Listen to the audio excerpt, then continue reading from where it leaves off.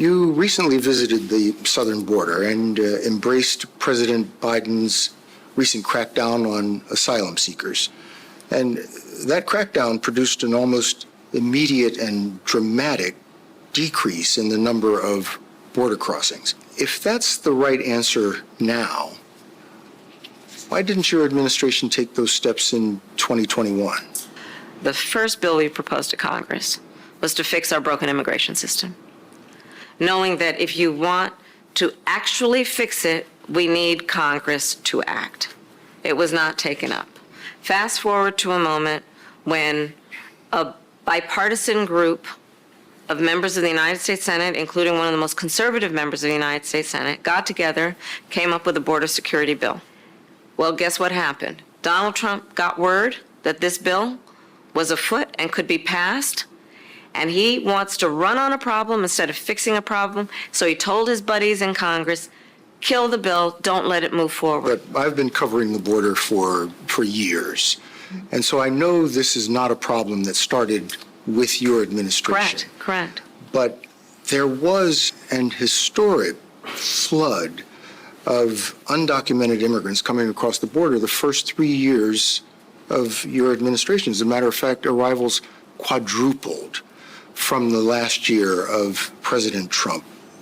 Was it a mistake to loosen the immigration policies as much as you did? It's a long-standing problem, and solutions are at hand. And from day one, literally, we have been offering solutions. What I was asking was it a mistake to kind of allow that flood to happen in the first place? I think the policies that we have been proposing are about fixing a problem, not promoting a problem. Okay? But the numbers did quadruple. And the numbers today, watch. because of what we have done, we have cut the flow of illegal immigration by half. But should you We have have done cut that? the Should you flow have of done that? fentanyl by half, but we need Congress to be able to act, to actually fix the problem. Man, I don't know who this journalist is, but I mean, he's doing a decent job. But the guy's only asking very basic questions. And again, she's stumped. She is stumped. You can't ask her. You can't ask Kamala Harris any deep questions. She can't answer them. You broke her. You done broke her. You broke that bitch. Yeah, you did. I mean, thing is, guys, we have truly got to understand, when Trump left office, I mean, his last full year in office, less than 500,000 people, like 450,000 people, crossed that southern border. Biden's first year in office, 1.7 million. So again, we saw a triple digits increase. Biden's first year over Trump's last. And again, you could have left things alone. You didn't have to get Congress. And again, you changed things in the beginning, and then for 3 freaking years, you left it alone. You left it alone. Record numbers of people coming across the border. You didn't care. Why? Because it was done on purpose. That's why. And you know it. So why are you playing? Come on. You knew it was happening, and you let it happen. And then this last year, you're like, oh, we do care, see? We'll do whatever we have to do. And then we're going to blame it on Trump. Why? Who's not even in office. We're going to blame it on him. Why? Well, because we gotta show you some way to explain the last 3 years. You know, be honest about this. Be honest about what's happening. But again, you can't. I think it would be better if you said, hey, look, we messed up. We done messed up. But you can't do that. And again, you did the whole thing on purpose. I mean, make no mistake about it. You don't triple and quadruple numbers accidentally and then fix it the last little bit of the last year in office to show America, look, we care. We don't want this. Oh, God, no. Like you, we don't want this. They do. They do. They did exactly what they wanted to do. And then he blamed it on Trump. But again, she got so mad, because whenever he spoke, she and Biden were exposed. And that's why she said, well, and kept talking over him. I said, wait a minute. We slashed numbers in half. Yes, after you tripled the numbers. And yeah, but, let's focus on the fact that we cut the numbers in half. Yeah, but you screwed everything up from the beginning and you tripled those numbers. Yeah, but we cut them in half. Guys, man, that was the only piece from the interview, and they really kind of stuck out to me. Watch. A hard left turn here, but you recently surprised people when you said that you are a gun owner, and then if someone came into your house... That was not the first time I've talked about it. That's not the first time I've talked about it. So what kind of gun do you own, and when and why did you get it? I have a Glock, and I've had it for quite some time. And, look, Bill, my background is in law enforcement. And so there you go. Have you ever fired it? Yes. Of course I have. At a shooting range. Yes, of course. Ain't nobody buying this bullshit about you having a gun. A pew pew. Nobody buying it. We know you're lying. Again, there's very strong children kind of vibes. Like, some second grade little girl that goes to the school, tries to convince all of her friends, I do too have a unicorn. It's pink. And it lives in my backyard. I do too. I do too.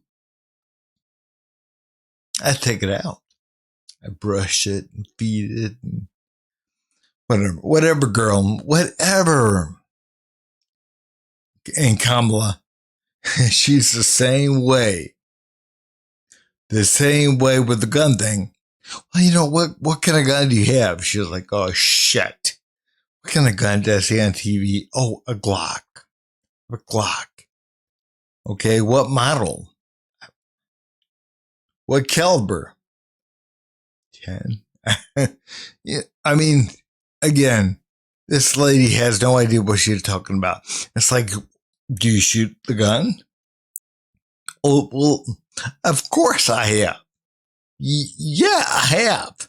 Of course. At that place, where you go shoot guns, whatever that place is. Yeah, or whatever. Whatever. I think the majority of people, they know. And who you trying to impress? Trump voters? You ain't getting them. You ain't getting those voters. You trying to get back the guys that you've lost? The black guys you've lost? Come on, lady. Knock it off. Knock it off. The best thing for you to do is to be genuine. Has anyone ever told you that? But I think your people, they think you're so unlikable They gotta make you appeal to people because again, you're so unappealing. I think it really is what's going on there. But guys, I want to show you one last clip. Watch. My plan is about saying that when you invest in small businesses, you invest in the middle class, and you strengthen America's economy. Small businesses are part of the backbone of America's economy. But pardon me, Madam Vice President, the question was, how are you going to pay for it? Well, one of the things is I'm going to make sure that the richest among us who can afford it pay their fair share in taxes. It is not right that teachers and nurses and firefighters are paying a higher tax rate than billionaires and the biggest corporations. And I plan on making that fair. But we're dealing with the real world here. But the real world includes... How are you going to get this through Congress? You know, when you talk quietly with a lot of folks in Congress, they know exactly what I'm talking about because their constituents know exactly what I'm talking about. Their constituents are those firefighters and teachers and nurses. Man, ain't no teacher that pays the effective tax rate of a multi-billionaire. No way. You know, again, man, the highest tax rate right now in this country, I believe, is somewhere around 40%.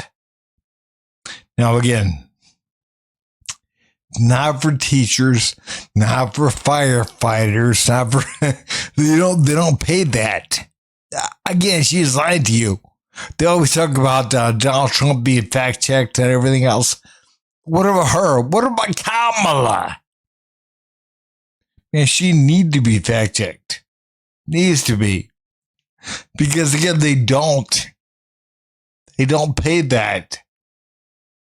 Only multi-billionaires do. Now, I get it. If you got a good accountant or whatever, you're not going to pay that.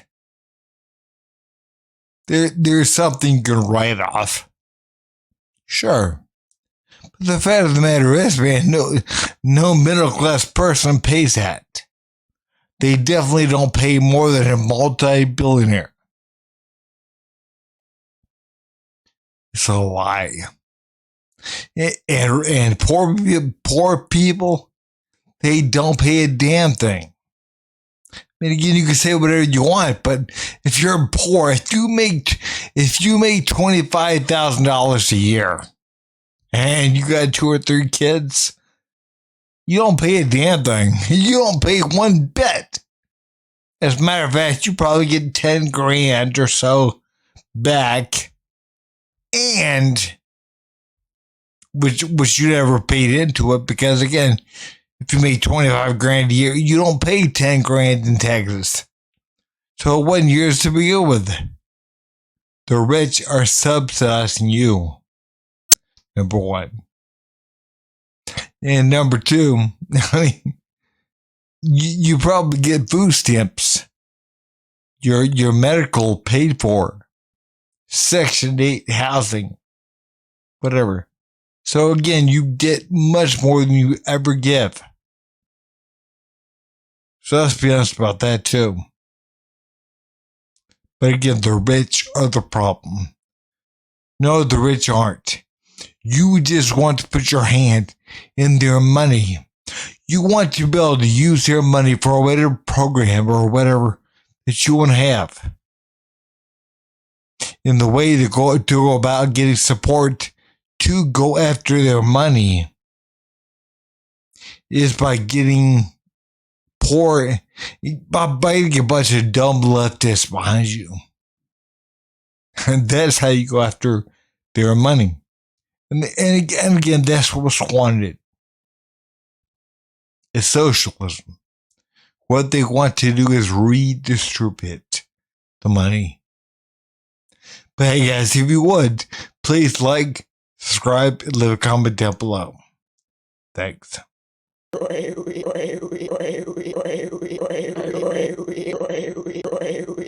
You son of a.